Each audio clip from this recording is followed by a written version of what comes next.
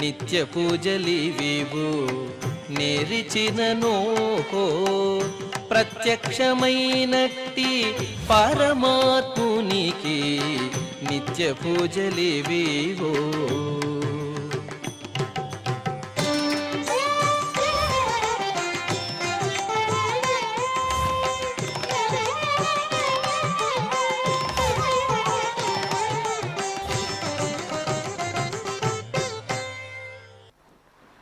ఓం నమో వెంకటేశాయ.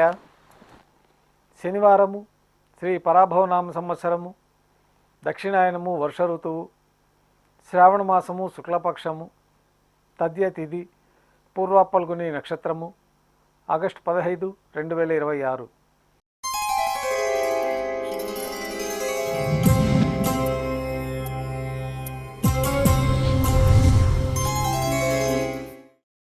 మాధ్యాహ్నిక ఆరాధనలో భాగంగా బంగారు పంచపాత్రలో శుద్ధ జలాన్ని నింపుకొని మూలమూర్తికి, ఉత్సవమూర్తులకు ఉపచారాలు సమర్పించి అష్టోత్తర శతనామావళితో అర్చన నిర్వహించి మాధ్యాహ్నిక నైవేద్యంలో భాగంగా అన్నప్రసాదాలు నైవేద్యంగా సమర్పించి భక్తులని శ్రీవారి సర్వదర్శనానికి అనుమతిస్తారు. ఉభయ దేవేలతో శ్రీ మలయప్ప స్వామివారు మేళతాళాలతో ఊరేగింపుగా బంగారు తిరిచిపైన వేంచేసి విమాన ప్రదక్షిణంగా సంపంగి ప్రాకారంలో కల కళ్యాణ మండపానికి చేరుకుంటారు. కళ్యాణోత్సవం ప్రారంభమవుతుంది.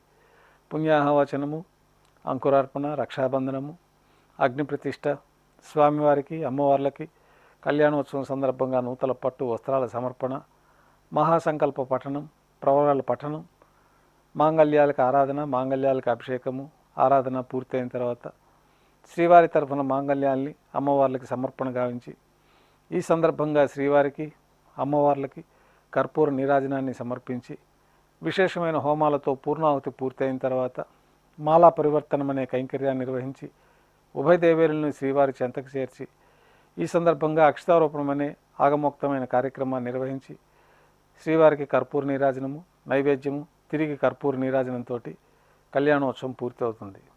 కళ్యాణోత్సవం భక్తుల దర్శనం అనంతరం ఉభయ దేవేలతో శ్రీ మలయప్ప స్వామివారు ధ్వజస్తంభం వద్ద కల అద్దాల మండపానికి చేరుకుంటారు. అద్దాల మండపంలో వేదపారాయణ నడుమ ఊంజల్ సేవ నిర్వహించి కర్పూర నీరాజన సమర్పణతోటి ఊంజల్ సేవ పూర్తి అవుతుంది. ఉభయ దేవేలతో శ్రీ మలయప్ప స్వామివారు మేళతాళాలతో ఊరేగింపుగా ఆలయం వెలుపుల కల వైభవోత్సవ మండపానికి చేరుకుంటారు. ఆర్జిత బ్రహ్మోత్సవంలో భాగంగా శ్రీ మలయప్ప స్వామివారు స్వర్ణ గరుడోపావనం పైన వెంచేస్తారు. కర్పూర నీరాజన సమర్పణతోటి గరుడ వాహన సేవ పూర్తి అవుతుంది. శ్రీ మలయప్ప స్వామివారు హనుమంత వాహనం పైన వెంచేస్తారు. కర్పూర నీరాజన సమర్పణతోటి హనుమంత వాహన సేవ పూర్తి అవుతుంది. పెద్ద శేష వాహనం పైన శ్రీ మలయప్ప స్వామివారు వేంచేస్తారు. కర్పూర నీరాజన సమర్పణతోటి పెద్ద శేష వాహన సేవ పూర్తి అవుతుంది. ఉభయ దేవేరులతో కలిపి శ్రీ మలయప్ప స్వామివారికి బంగారు తిరిచిపైన కర్పూర నీరాజన సమర్పణతోటి ఆర్జిత బ్రహ్మోత్సవం పూర్తి అవుతుంది. సాయం సంధ్య వేళల్లో 1000 దీపాలతో అలంకరించబడి ఉన్న సహస్ర దీపాలంకరణ సేవ మండపానికి ఉభయ దేవేరులతో శ్రీ మలయప్ప స్వామివారు చేరుకుంటారు. వేదం, గానం, నాదం నడుమ సహస్ర దీపాలంకరణ సేవ నిర్వహించి నక్షత్ర నీరాజనము, కర్పూర నీరాజన సమర్పణతోటి దీపాలంకరణ సేవ పూర్తి అవుతుంది. ఉభయ దేవేలతో శ్రీ మలయప్ప స్వామివారు బంగారు తిరిచిపోయిన 4 తిరువీధుల ఉత్సవం జరుపుకున్న భక్తులను అనుగ్రహించి శ్రీవారి ఆలయంలోకి చేరుకుంటారు. ఆలయంలో నైవేద్యం పూర్తయిన తర్వాత గర్భాలయంలోకి వేంచేస్తారు. వెంటనే రాత్రి తోమాల సేవ ప్రారంభమవుతుంది. ఉదయం సమర్పించిన పుష్పమాలికలన్నీ సల్లింపు చేసుకొని గర్భాలయాన్ని శుద్ధి చేసుకొని బంగారు పంచపాత్రలో శుద్ధ జలాన్ని నింపుకొని మూలమూర్తికి, ఉత్సవమూర్తులకి శ్రీ వైకానస భగవత్ శాస్త్రోక్తమైన విధానంలో ఉపచారాలు సమర్పించి కొత్త పుష్పమాలలతో మూలమూర్తికి, ఉత్సవమూర్తులకు అలంకరణ జరిపి చతుర్వేద మంత్రాలతో మంత్రపుష్పాన్ని నిర్వహించిన తర్వాత నక్షత్ర నీరాజనము, కర్పూర నీరాజన సమర్పణతోటి రాత్రి తోమాల సేవ పూర్తి అవుతుంది. అనంతరం తులసి దళములతో అష్టోత్తర శతనామార్చన నిర్వహించి రాత్రి నైవేద్యంలో భాగంగా అన్నప్రసాదాలు, పన్యారాలు ఘంటానాదం మధ్య శ్రీవారికి నైవేద్యంగా సమర్పించి తిరువీస నైవేద్యం పూర్తి అయిన తర్వాత భక్తులని సర్వదర్శనానికి అనుమతిస్తారు.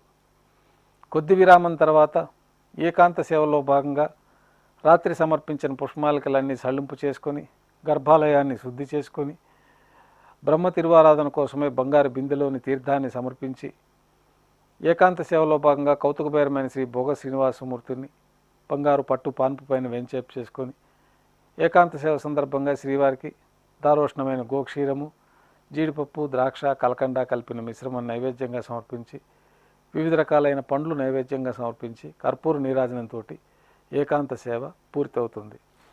ఓం నమో వెంకటేశాయ.